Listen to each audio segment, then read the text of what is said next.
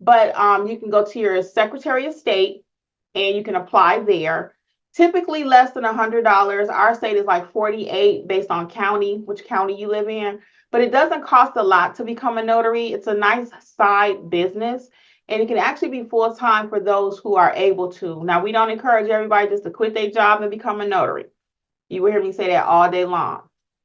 Okay. However, it's nice money that you can make on as a side. I even hate to say side hustle, but as a smaller business owner. And then if you wanted to scale it into something else, then you can do that also. So I've talked about the steps to becoming a notary. I want Alexis to address what a notary signing agent is. How do you become a notary signing agent? And is there a difference between that and just being a notary? Okay.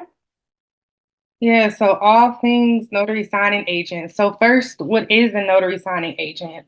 So Kimmy gave you the basis of being a notary, and that is the foundation of being a notary signing agent. You have to first be a notary and know how to notarize. That's the key thing. You do want to make sure that you know how to notarize.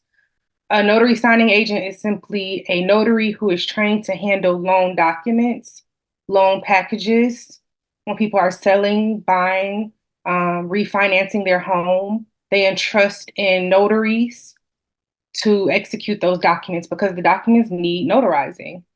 And they want to make sure that that notary is competent in handling those documents and successfully completing the different areas that the signer has to complete. So, with that being said, you do want to make sure that you have some type of training in regards to being a loan signing agent. And, like I said at first, a notary. So, those go hand in hand. So, that's what a notary signing agent is. So, how to become a notary signing agent? So, again, first, I can't stress it enough. You want to make sure you're a notary for your state, and you want to make sure that you know how to notarize. After that, you want to ensure that you have proper training and you want to be NNA certified. NNA is National Notary Association. They are the gold standard when it comes to being a notary signing agent. So we partner with different signing companies, and also we can partner with direct, like the title companies. They can send you work as well, or you can go through like a third party, a signing service that has partnerships with these title companies, and they're able to give you the notary or the notary signing agent jobs. So you do want to make sure that you are NNA certified, or again, the National Notary Association. And with that, you take an exam and you do a background check. After that, you will be certified once everything comes back good and you pass your exam. That is what people are asking for when you start to sign up with different signing companies. You'll go to like platforms, different ones. I'll just say one, signing order, for instance. You'll go there and you'll take your credentials. They'll want your background check that you got from NNA. Some of them will ask for your NNA profile link. So once you pass that exam and do the background check, you'll have a profile with the NNA. So sometimes they'll want that information as well. So that's how you'll become one. You'll make sure that you get some proper training, which we offer the loan signing training, and you'll take that exam, that NNA exam, and do the NNA background check. And you want to ensure with that, I'll just add this little piece too, with anything we do, notary or loan signing agent, but especially loan signing, ensure that you have some type of E&O insurance or errors and omission insurance as well. Okay, so that's the foundation of becoming a notary signing agent. And even for regular notary work, we're going to encourage you to have errors and omission insurance. You would not drive a car without car insurance, we hope. So we are not notarizing any documents without being covered, okay?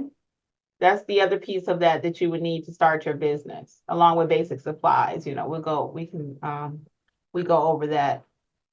Angela, I know that you've joined us. Are you in a position to talk about, because now we'll just talk about some of the additional streams of income that are available to So someone's asking, what are the types of notaries?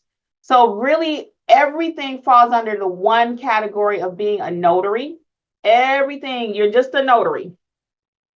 You're just a notary. Now, in addition to just being a notary, which is your main hat, your main bucket, within that bucket, now you can do some loan documents. Now you can do ink fingerprinting. Now you can do this. Everything at the end of the day, you're really just a notary.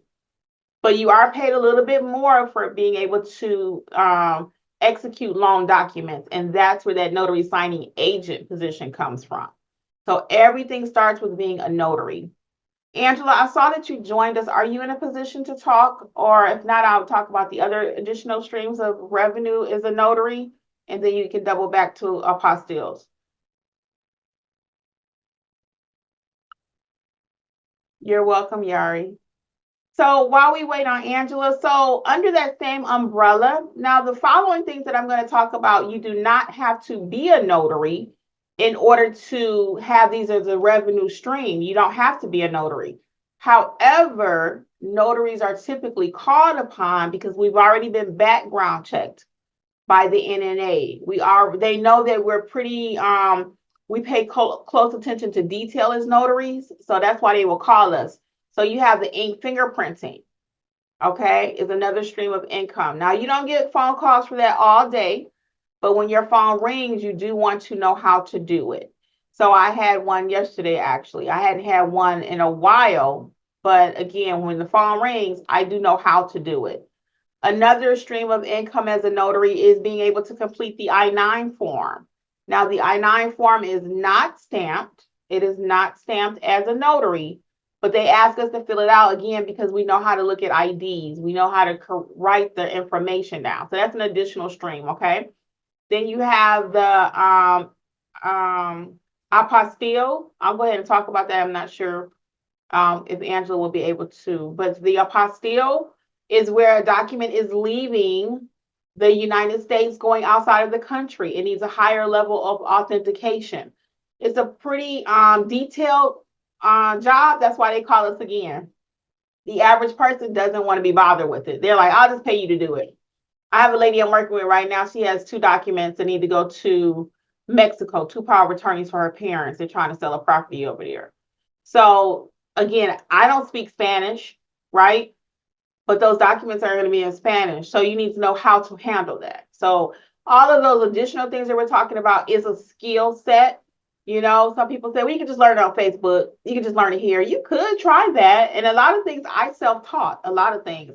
But I'm just that person. The average person is not. So what we do is take the years of experience it takes to learn something and trial and error, what we have made mistakes on, and we're able to now come in and refine it and give it to you in a nutshell and, you know, pretty quick without all the extra 2,000 modules or 5 hours worth of testing that none of these companies are going to ask you about anyway. You just need to know what you're doing. Knowledge is power when it comes to this notary business. Angela, I do see you joined us. So if you want to piggyback a little bit about apostilles, introduce yourself, please. And then Alexis, let you hit some of the chat and then we'll open it up for everybody. Okay. My name is Angela, and I'm also 1/4 of Notary Educators team. And I have a apostille training course. I did hear what you say, Kim, but one thing that I just want to add about apostilles is that it can be a very lucrative part of your business because when loan signing is slow or notary is slow, then apostilles are there. For instance, notary has been slow for me. I don't know about you guys, but it's been really slow for me. But I got like 7 apostilles this week already. And so that's something, like Kim mentioned about fingerprinting, if you know how to do it when it comes around, then you can be successful in adding that service and then, you know, benefiting from it. But also, people do not know what apostilles are, even if they need one. They can't barely pronounce the word.